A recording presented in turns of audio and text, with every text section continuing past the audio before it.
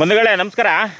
ಈ ದಿನ ಸಾಮಾಜಿಕ ಜಾಲತಾಣದ ಮೂಲಕ ಲೈವ್ ಬಂದಿರೋ ಉದ್ದೇಶವೇನೆಂದರೆ ಮಂಡ್ಯ ಜಿಲ್ಲೆ ಕೇರ್ಪೇಟೆ ತಾಲೂಕು ಕಿಕ್ಕೇರಿ ಹೋಬಳಿ, ಈ ಕಡೆ ಕೋಡಿಮಾರನಹಳ್ಳಿ ಗೇಟು, ಈ ಕಡೆ ವಡ್ಕಳ್ಳಿ ಗೇಟು ಮಧ್ಯ ಇಲ್ಲಿ ನೋಡಿ 2-3 ಮಾವಿನ ಮರಗಳು ಕಾಣ್ತಾ ಇದ್ದಾವೆ. ಈ ಕಡೆ ಮಾವಿನ ಮರ, ಈ ಕಡೆ ಆಲದ ಮರ. ಈ ಆಲದ ಮರದ ಕೆಳಗಡೆ 3 ಲೈನು ಹೋಗಿದೆ KEBದು. ಈ 3 ಲೈನು ಮೇಲೆ ಒಂದು ಬಳ್ಳಿ ಬೆಳ್ಕೊಂಡು ಕೆಳಗಡೆಗೆ ಇಳಿದಿದೆ ಗಿಡ. ಈ ಗಿಡ ಬಳ್ಳಿ ಬೆಳ್ಕೊಂಡು ಕೆಳಗಡೆಗೆ ಇಳಿದಿರೋದು ಸುಮ್ಮನೆ ಟಚ್ ಮಾಡಿದ್ರೆ ಸಾಕು ಕರೆಂಟ್ ಹೊಡಿತೈತೆ. ಈ ಕರೆಂಟ್ ಹೊಡಿಯೋದ್ರಿಂದವ ಸಾರ್ವಜನಿಕರಿಗೆ ತುಂಬ ತೊಂದರೆ ಆಗ್ತೈತೆ.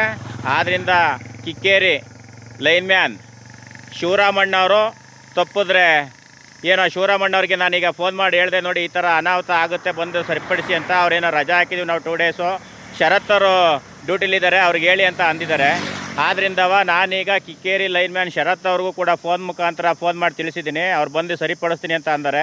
ಆದ್ದರಿಂದ ದಯಮಾಡಿ ಆದಷ್ಟು ಬೇಗ ಕಿಕ್ಕೇರಿ ಜೈ ರವರು ಏನು ಕೋಡಿಮಾರನಹಳ್ಳಿ ಗೇಟು ಮತ್ತು ಈ ಕಡೆ ವಡ್ಕಳ್ಳಿ ಗೇಟು ಮಧ್ಯದಲ್ಲಿ ಏನು ಈ KEB ಲೈನು ಬೆಳ್ಕೊಂಡಿದೆಯೋ ಇದನ್ನು ತಕ್ಷಣ ಸರಿಪಡಿಸಿ ಸಾರ್ವಜನಿಕರಿಗೆ ಅನುಕೂಲ ಮಾಡಿಕೊಡ್ಬೇಕು ಅಂತ ಸಾರ್ವಜನಿಕ ಹಿತದೃಷ್ಟಿಯಿಂದ ಕೇಳ್ಕೊತಾ ಇದ್ದೀನಿ.